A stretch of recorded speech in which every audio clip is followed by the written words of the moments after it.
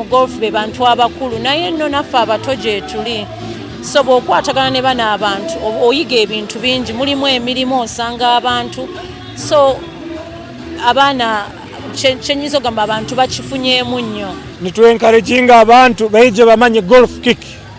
ntujja kuba n'ebiro ntugendaga radio TV kweta abantu kwijja kumanya golf kick golf muzaano murungi n'oguma oli fit okumarayo round ya golf n'oborubasa kilomita 10 n'ekichweka kuboleka greens nk'oku zishemeye kuba ziri omuli entebe eziri fast n'obaasa kuridinga line yawe okatemu so of course challenge ne yamani batusingisa point 12 for 15 golfers. He's being busy in his business of boats and construction.